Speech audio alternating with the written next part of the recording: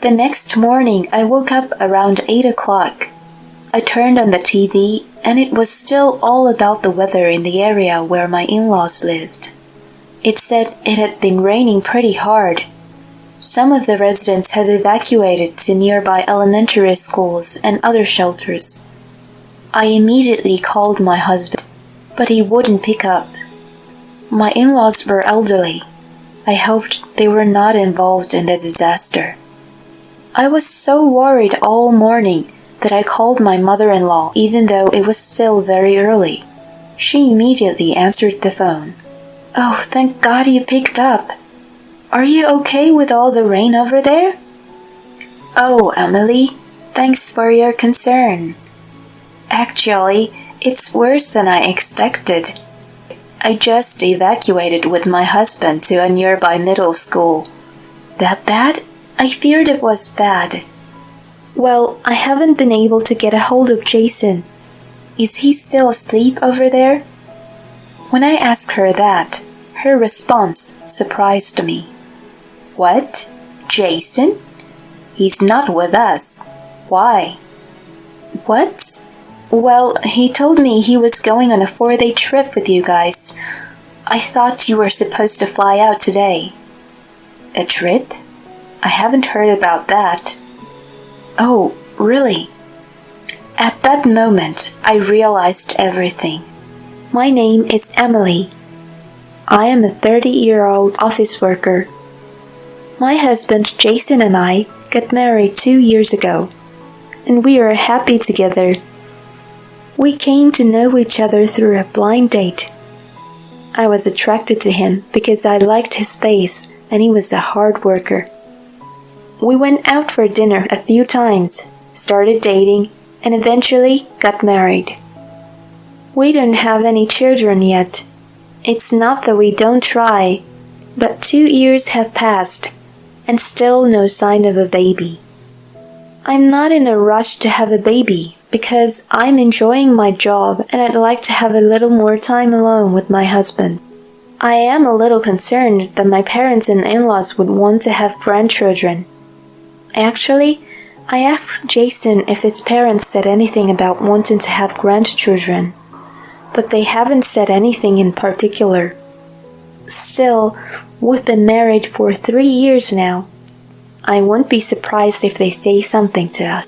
Jason often visits his parents' house. He is the same age as me, but his parents had him late. So Jason's parents were almost 10 years older than mine. That's why he often visits their house to check on them. It's Friday, so I guess I'll just go to my parents' house and stay there overnight.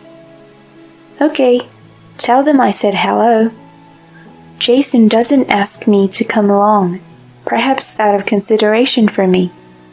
I don't have a bad relationship with my in-laws, but he seems to think that it must be hard for me to visit my parents-in-law so often. I love my husband for considerate gestures like that.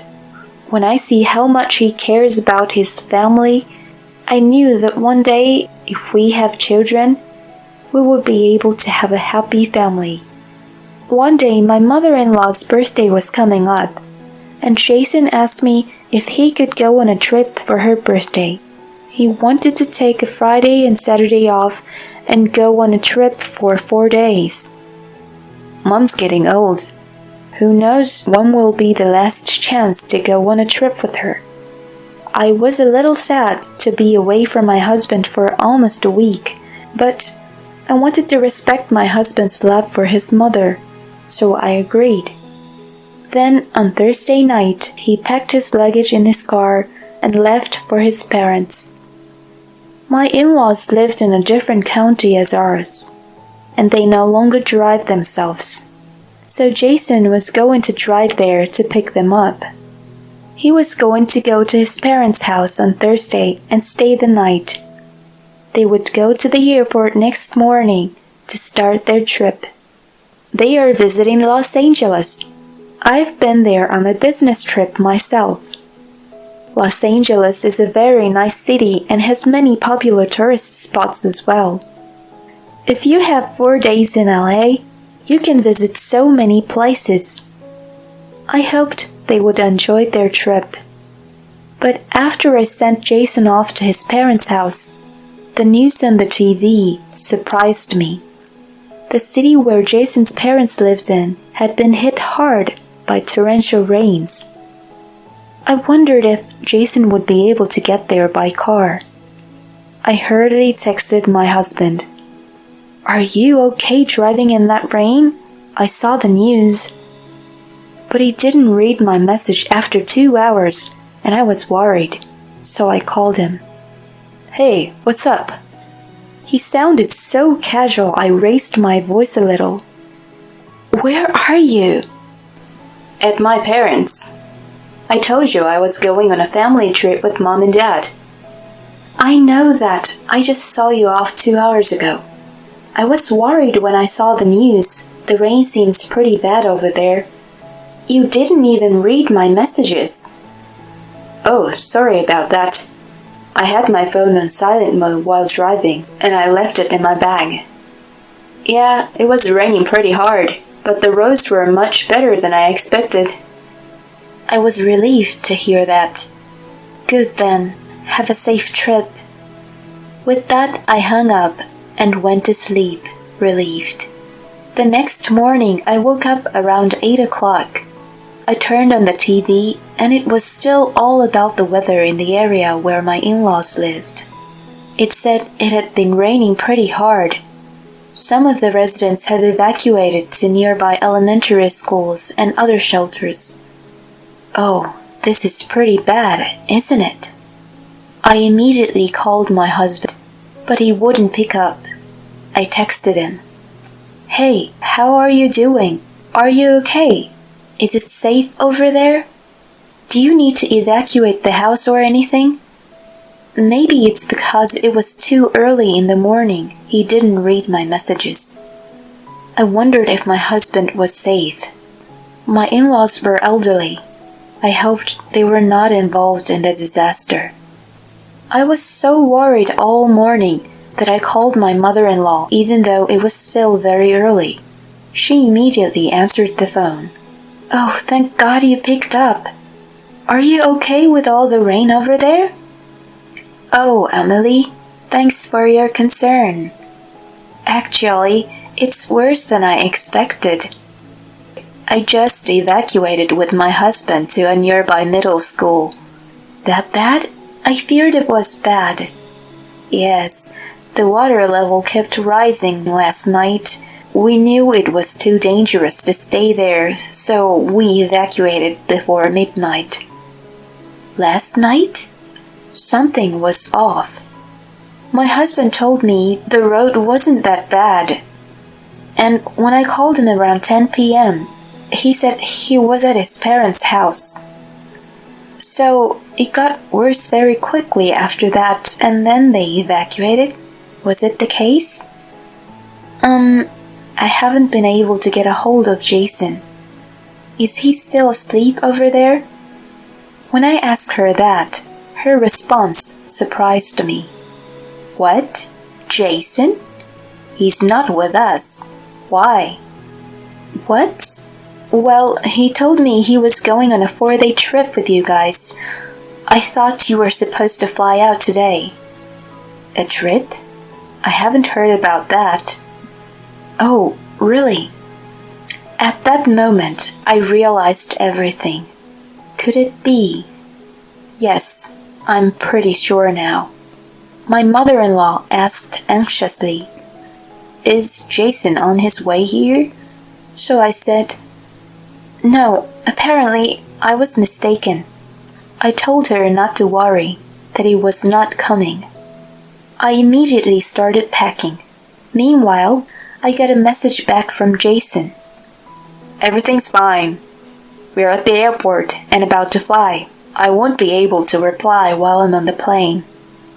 I couldn't help but laugh. I don't know who he's going with. I was certain that my husband was having an affair, so I decided to be ruthless and canceled our apartment.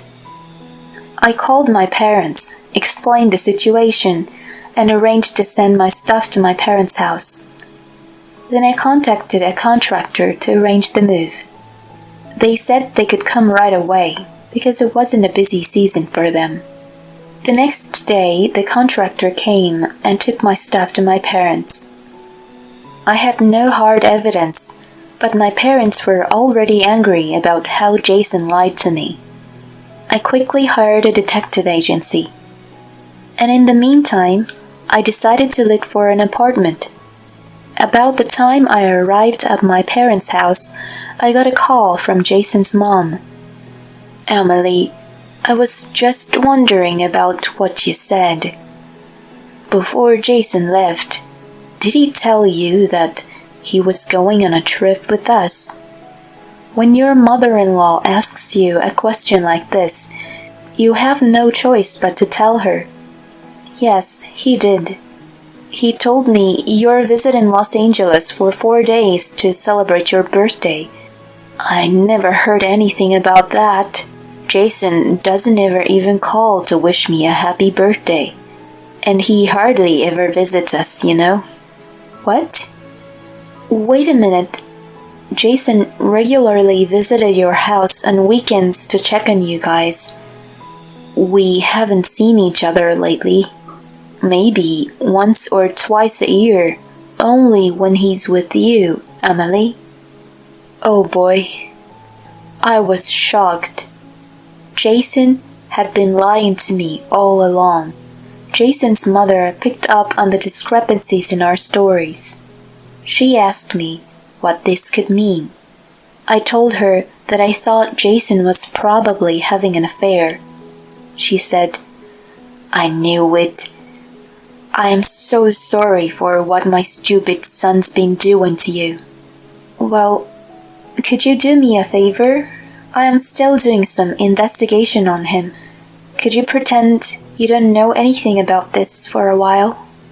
She said she will, and we hung up. And a few days later, Jason apparently got home and called me. "Hey, where did all your stuff go?" "At my parents'. It will stay there for a while." "What? Why? Why would you do that?" "I just needed some time alone. I am not sure if we could live together anymore." "What does that even mean? What's the problem?" "Don't get me started. I just need some space. Please, leave me alone." "This is insane." He acted like he was shocked, but I thought he sounded as if he was secretly excited. Anyway, I had to buy myself some time so that he wouldn't find out that I'd set a detective on him. You might think that I shouldn't have left home right away so as not to draw suspicion from him. But obviously, you wouldn't want to see your husband knowing he's seeing another woman. I was too angry to see him and not punch him in the face. A few weeks later, the results of the investigation came back. Now that I have the evidence of his affair, I went to see Jason for the first time in a long time. "You're home at last. What the hell were you doing?" He accused me the moment he saw me. Shortly after, Jason's parents arrived. Jason flinched. "What are you doing here, Mom and Dad?" "I asked them to come over today so that they can learn about the awful things you've done." "What the hell do you mean?" He had the nerve to play dumb. I spread out the photos on the table so we all could see the evidence of the affair. Instantly, he went pale. "How did you get all these?" "You've been cheating on me all this time. You lied about your trip, and you were with this woman, huh?" When I questioned him, he got desperate and tried to explain. This must be some kind of misunderstanding.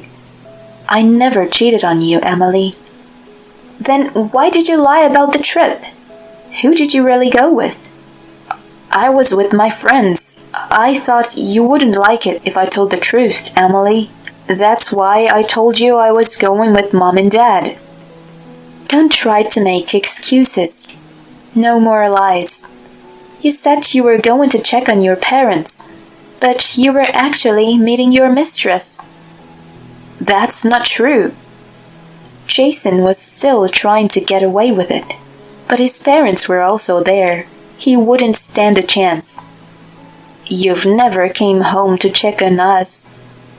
You lied to Emily and you were seeing another woman. Give up already and tell her the truth. Jason's mother was so furious that Jason finally confessed to us that he had been cheating on me. The next thing I knew, Jason's father threw a punch at his son. You are the worst kind of man. Why can't you cherish your wife?